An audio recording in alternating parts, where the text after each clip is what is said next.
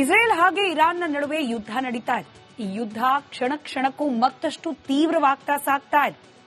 Israel ನೇರಾನೇರವಾಗಿ ಇರಾನ್ನ ಆಡಳಿತ ವ್ಯವಸ್ಥೆಯನ್ನೇ ಬುಡಮೇಲ್ ಮಾಡಬೇಕು ಅನ್ನೋದನ್ನ ಟಾರ್ಗೆಟ್ ಮಾಡಿಟ್ಕೊಂಡು ಯುದ್ಧವನ್ನ ಮಾಡ್ತಾ ಇದೆ. ಇನ್ನು ನಮ್ಮ ಮೇಲೆ ಯುದ್ಧಕ್ಕೆ ಬಂದವರನ್ನ ನಾವು ಸುಮ್ಮನೆ ಬಿಡೋದಿಲ್ಲ ಅಂತ ಹೇಳಿ ಇರಾನ್ ಕೂಡ ಇಸ್ರೇಲ್ಗೆ ಟಕ್ಕರ್ ನೀಡ್ತಾ ಇದೆ. ಎರಡೂ ಕಡೆಯಿಂದ ಇಸ್ರೇಲ್ ಹಾಗೆ ಇರಾನ್ ಎರಡೂ ಕಡೆಯಿಂದ ಮಿಸೈಲ್ಗಳ ಸುರಿಮಳೆಯೇ ಆಗ್ತಾ ಇದೆ. ಇನ್ನು ಎರಡೂ ದೇಶದಲ್ಲಿ ಇನ್ಫ್ಯಾಕ್ಟ್ ಇಸ್ರೇಲ್, ಇರಾನ್, ಲೆಬನಾನ್ನಲ್ಲಿ ಸಾಕಷ್ಟು ಮಂದಿ ಭಾರತೀಯರಿದ್ದಾರೆ. ಹಾಗೆ ಕೆಲ ಕನ್ನಡಿಗರು ಕೂಡ ಇದ್ದಾರೆ. ಈ ಯುದ್ಧದ ಪರಿಸ್ಥಿತಿಯಲ್ಲಿ ಸಿಲುಕಾಕೊಂಡಿರುವ ಕನ್ನಡಿಗರು ಕಂಗಾಲಾಗಿದ್ದಾರೆ. ಹಾಗಾದ್ರೆ ಈ ಯುದ್ಧ ಸಂದಿಗ್ಧವಾಗಿರುವ ಎರಡೂ ರಾಷ್ಟ್ರಗಳಲ್ಲಿ ಪರಿಸ್ಥಿತಿ ಯಾವ ರೀತಿ ಇದೆ, ಯಾವ ಹಂತದಲ್ಲಿ ಯುದ್ಧ ನಡೀತಾ ಇದೆ, ಯಾವೆಲ್ಲ ರೀತಿಯಲ್ಲಿ ಪರಿಣಾಮ ಬೀರ್ತಾ ಇದೆ, ಇದೆಲ್ಲದರ ಒಂದು ಡೀಟೇಲ್ ರಿಪೋರ್ಟ್ ನಿಮ್ಮ ಮುಂದೆ.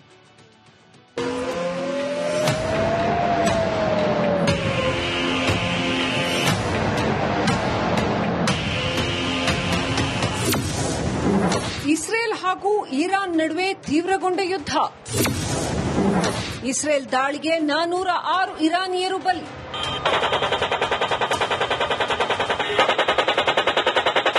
ಇಸ್ರೇಲ್ ಮತ್ತು ಇರಾನ್ ನಡುವೆ ಯುದ್ಧ ಮತ್ತಷ್ಟು ತೀವ್ರಗೊಂಡಿದೆ. ಇರಾನ್ನಿಂದ ಇಸ್ರೇಲ್ ಮೇಲೆ ಮಿಸೈಲ್ ದಾಳಿ ಮತ್ತೆ ಮುಂದುವರೆದಿದೆ. ಕಳೆದ ರಾತ್ರಿ ಇಸ್ರೇಲ್ ಮೇಲೆ ಇರಾನ್ 100ಕ್ಕೂ ಹೆಚ್ಚು ಮಿಸೈಲ್ ದಾಳಿ ನಡೆಸಿದೆ. ಟೆಲ್ ಅವೀವ್, ಜೆರುಸಲೆಂ ಮೇಲೆ ಇರಾನ್ ಕ್ಷಿಪಣಿಗಳು ಬಿದ್ದಿವೆ. 3ಕ್ಕೂ ಹೆಚ್ಚು ಜನರು ಸಾವಿಗೀಡಾಗಿದ್ರೆ 100ಕ್ಕೂ ಹೆಚ್ಚು ಜನರು ಗಾಯಗೊಂಡಿದ್ದಾರೆ. ಸದ್ಯ ಇಸ್ರೇಲ್ನಲ್ಲಿ ರಾಷ್ಟ್ರೀಯ ತುರ್ತು ಪರಿಸ್ಥಿತಿ ಘೋಷಣೆಯಾಗಿದೆ.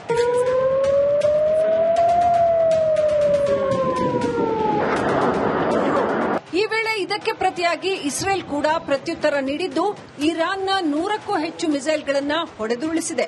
ಈಸ್ಟ್ ಇರಾನ್ ಮೇಲೆ ಇಸ್ರೇಲ್ನಿಂದ ದಾಳಿ ಮುಂದುವರೆದಿದ್ದು ಇರಾನ್ನ 2300 ಕಿಲೋಮೀಟರ್ ದೂರದಲ್ಲಿ ಟಾರ್ಗೆಟ್ ಮಾಡಿ ದಾಳಿ ನಡೆಸಿದೆ. ಈ ಇಸ್ರೇಲ್ ದಾಳಿಗೆ ಇಲ್ಲಿಯವರೆಗೆ 400ಕ್ಕೂ ಹೆಚ್ಚು ಇರಾನಿಯರು ಸಾವಿಗೀಡಾಗಿದ್ದಾರೆ. 1000ಕ್ಕೂ ಅಧಿಕ ಜನರಿಗೆ ಗಂಭೀರ ಗಾಯಗಳಾಗಿವೆ.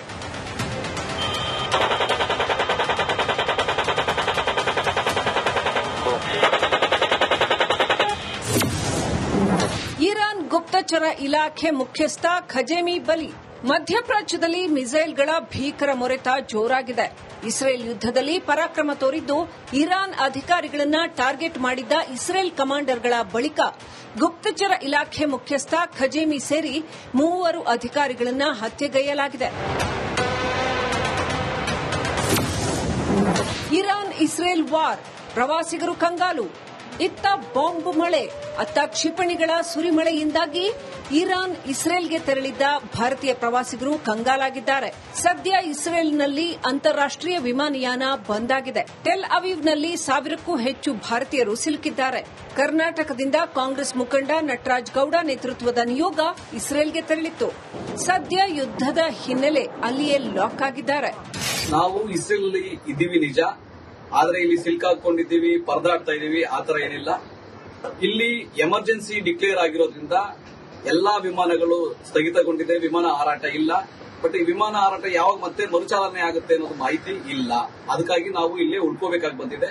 ಇಲ್ಲಿ ಇಸ್ರೇಲ್ ಕಾನ್ಸುಲೇಟ್ ಅವರು ನಮ್ಮನ್ನ ಚೆನ್ನಾಗಿ ನೋಡ್ಕೊಂತಾ ಇದ್ದಾರೆ.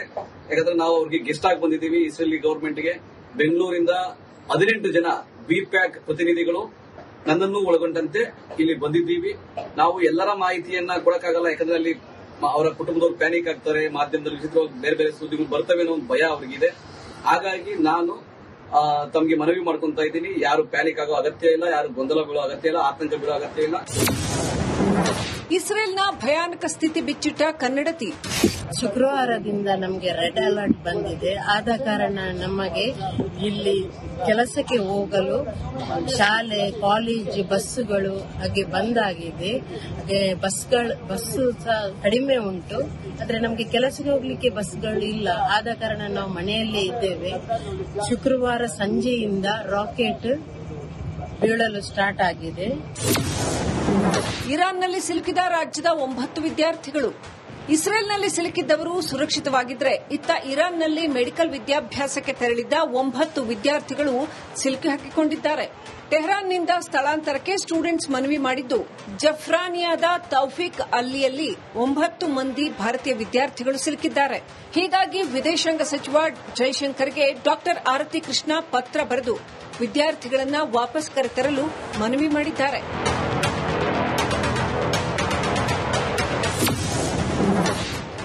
ಇಸ್ರೇಲ್ನಲ್ಲಿ ಹಾಸನ ಮೂಲದವರ ಪರದಾಟ.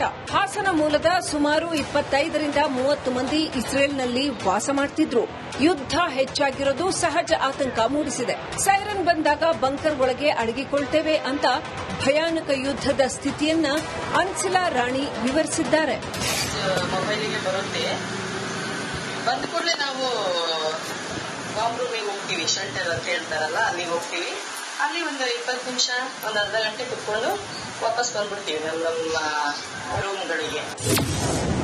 ಇರಾನ್ ಅಣ್ವಸ್ತ್ರ ಸಂಗ್ರಹ ನಿಲ್ಲಿಸದ ಹೊರತು ದಾಳಿ ನಿಲ್ಲಲ್ಲ.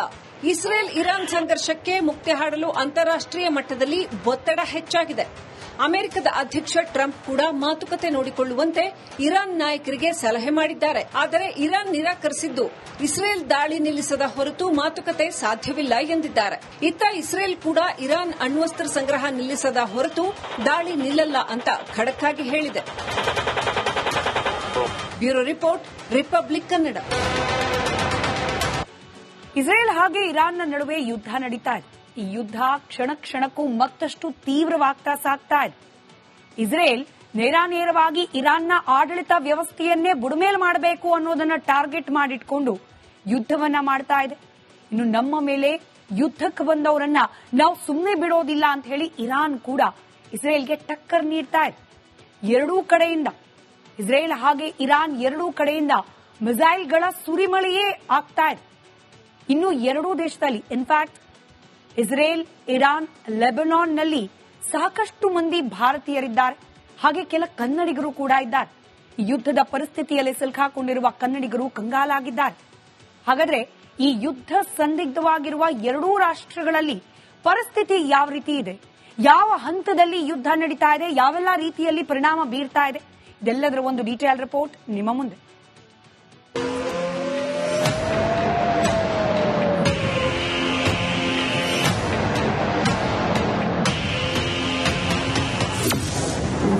ಇಸ್ರೇಲ್ ಹಾಗೂ ಇರಾನ್ ನಡುವೆ ತೀವ್ರಗೊಂಡ ಯುದ್ಧ. ಇಸ್ರೇಲ್ ದಾಳಿಗೆ 406 ಇರಾನಿಯರು ಬಲಿ.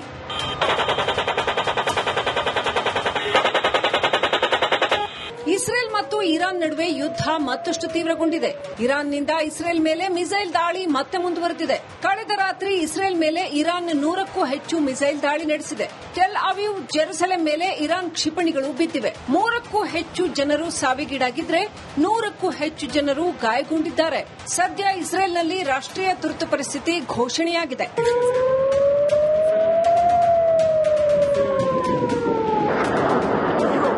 ಈ ವೇಳೆ ಇದಕ್ಕೆ ಪ್ರತಿಯಾಗಿ ಇಸ್ರೇಲ್ ಕೂಡ ಪ್ರತ್ಯುತ್ತರ ನೀಡಿದ್ದು ಇರಾನ್ನ 100ಕ್ಕೂ ಹೆಚ್ಚು ಮಿಸೈಲ್ಗಳನ್ನು ಹೊಡೆದುರುಳಿಸಿದೆ.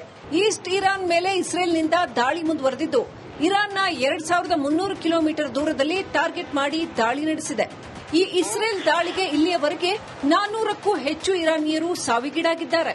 1000ಕ್ಕೂ ಅಧಿಕ ಜನರಿಗೆ ಗಂಭೀರ ಗಾಯಗಳಾಗಿವೆ.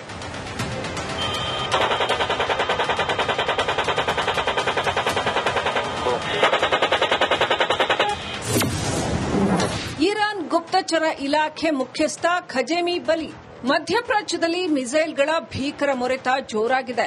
ಇಸ್ರೇಲ್ ಯುದ್ಧದಲ್ಲಿ ಪರಾಕ್ರಮ ತೋರಿದ್ದು ಇರಾನ್ ಅಧಿಕಾರಿಗಳನ್ನ ಟಾರ್ಗೆಟ್ ಮಾಡಿದ್ದ ಇಸ್ರೇಲ್ ಕಮಾಂಡರ್ಗಳ ಬಳಿಕ ಗುಪ್ತಚರ ಇಲಾಖೆ ಮುಖ್ಯಸ್ಥ ಖಜೇಮಿ ಸೇರಿ 3 ಅಧಿಕಾರಿಗಳನ್ನ ಹತ್ಯೆಗೈಯಲಾಗಿದೆ. ಇರಾನ್ ಇಸ್ರೇಲ್ ವಾರ್, ಪ್ರವಾಸಿಗರು ಕಂಗಾಲು.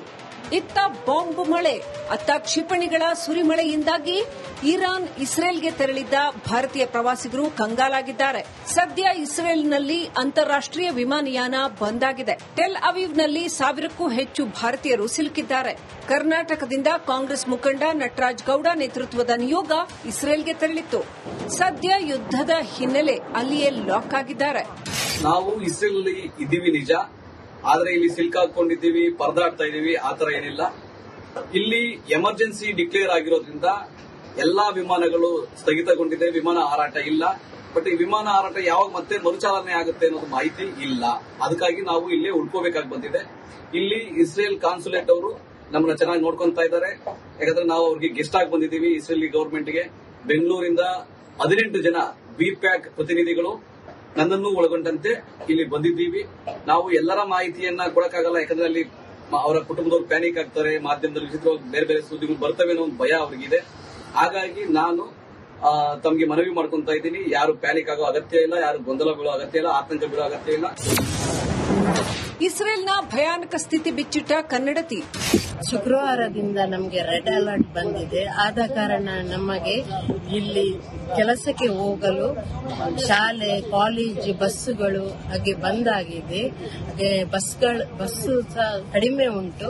ಆದ್ರೆ ನಮಗೆ ಕೆಲಸಕ್ಕೆ ಹೋಗ್ಲಿಕ್ಕೆ ಬಸ್ಗಳು ಇಲ್ಲ. ಆದ ಕಾರಣ ನಾವು ಮನೆಯಲ್ಲೇ ಇದ್ದೇವೆ. ಶುಕ್ರವಾರ ಸಂಜೆಯಿಂದ ರಾಕೆಟ್ ಬೀಳಲು ಸ್ಟಾರ್ಟ್ ಆಗಿದೆ. ಇರಾನ್ನಲ್ಲಿ ಸಿಲುಕಿದ ರಾಜ್ಯದ 9 ವಿದ್ಯಾರ್ಥಿಗಳು. ಇಸ್ರೇಲ್ನಲ್ಲಿ ಸಿಲುಕಿದ್ದವರು ಸುರಕ್ಷಿತವಾಗಿದ್ದರೆ, ಇತ್ತ ಇರಾನ್ನಲ್ಲಿ ಮೆಡಿಕಲ್ ವಿದ್ಯಾಭ್ಯಾಸಕ್ಕೆ ತೆರಳಿದ್ದ 9 ವಿದ್ಯಾರ್ಥಿಗಳು ಸಿಲುಕಿ ಹಾಕಿಕೊಂಡಿದ್ದಾರೆ. ಟೆಹರಾನ್ನಿಂದ ಸ್ಥಳಾಂತರಕ್ಕೆ ಸ್ಟೂಡೆಂಟ್ಸ್ ಮನವಿ ಮಾಡಿದ್ದು, ಜಫ್ರಾನಿಯಾದ ತೌಫಿಕ್ ಅಲ್ಲಿಯಲ್ಲಿ 9 ಮಂದಿ ಭಾರತೀಯ ವಿದ್ಯಾರ್ಥಿಗಳು ಸಿಲುಕಿದ್ದಾರೆ. ಹೀಗಾಗಿ ವಿದೇಶಾಂಗ ಸಚಿವ ಜೈಶಂಕರ್ಗೆ ಡಾಕ್ಟರ್ ಆರತಿ ಕೃಷ್ಣ ಪತ್ರ ಬರೆದು ವಿದ್ಯಾರ್ಥಿಗಳನ್ನು ವಾಪಸ್ ಕರೆತರಲು ಮನವಿ ಮಾಡಿದ್ದಾರೆ.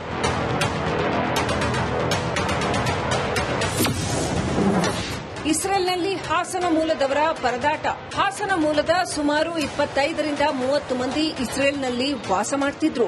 ಯುದ್ಧ ಹೆಚ್ಚಾಗಿರೋದು ಸಹಜ ಆತಂಕ ಮೂಡಿಸಿದೆ. ಸೈರನ್ ಬಂದಾಗ ಬಂಕರ್ ಒಳಗೆ ಅಡಗಿಕೊಳ್ತೇವೆ ಅಂತ ಭಯಾನಕ ಯುದ್ಧದ ಸ್ಥಿತಿಯನ್ನ ಅನ್ಸಿಲಾ ರಾಣಿ ವಿವರಿಸಿದ್ದಾರೆ. ಮೊಬೈಲಿಗೆ ಬರುತ್ತೆ, ಬಂದ ಕೂಡಲೇ ನಾವು ಬಾಂಬ್ ರೂಮಿಗೆ ಹೋಗ್ತೀವಿ, ಶೆಲ್ಟರ್ ಅಂತ ಹೇಳ್ತಾರಲ್ಲ, ಅಲ್ಲಿಗೆ ಹೋಗ್ತೀವಿ. ಅಲ್ಲಿ ಒಂದು 20 ನಿಮಿಷ, ಒಂದು ಅರ್ಧ ಗಂಟೆ ಕುತ್ಕೊಂಡು ವಾಪಸ್ ಬಂದ್ಬಿಡ್ತೀವಿ ನಮ್ಮ ರೂಮ್ಗಳಿಗೆ. ಇರಾನ್ ಅಣ್ವಸ್ತ್ರ ಸಂಗ್ರಹ ನಿಲ್ಲಿಸದ ಹೊರತು ದಾಳಿ ನಿಲ್ಲಲ್ಲ. ಇಸ್ರೇಲ್ ಇರಾನ್ ಸಂಘರ್ಷಕ್ಕೆ ಮುಕ್ತಿ ಹಾಡಲು ಅಂತಾರಾಷ್ಟೀಯ ಮಟ್ಟದಲ್ಲಿ ಒತ್ತಡ ಹೆಚ್ಚಾಗಿದೆ. ಅಮೆರಿಕದ ಅಧ್ಯಕ್ಷ ಟ್ರಂಪ್ ಕೂಡ ಮಾತುಕತೆ ನೋಡಿಕೊಳ್ಳುವಂತೆ ಇರಾನ್ ನಾಯಕರಿಗೆ ಸಲಹೆ ಮಾಡಿದ್ದಾರೆ. ಆದರೆ ಇರಾನ್ ನಿರಾಕರಿಸಿದ್ದು, ಇಸ್ರೇಲ್ ದಾಳಿ ನಿಲ್ಲಿಸದ ಹೊರತು ಮಾತುಕತೆ ಸಾಧ್ಯವಿಲ್ಲ ಎಂದಿದ್ದಾರೆ. ಇತ್ತ ಇಸ್ರೇಲ್ ಕೂಡ ಇರಾನ್ ಅಣ್ವಸ್ತ್ರ ಸಂಗ್ರಹ ನಿಲ್ಲಿಸದ ಹೊರತು ದಾಳಿ ನಿಲ್ಲಲ್ಲ ಅಂತ ಖಡಕ್ ಆಗಿ ಹೇಳಿದೆ. Bureau report, republic Kannada.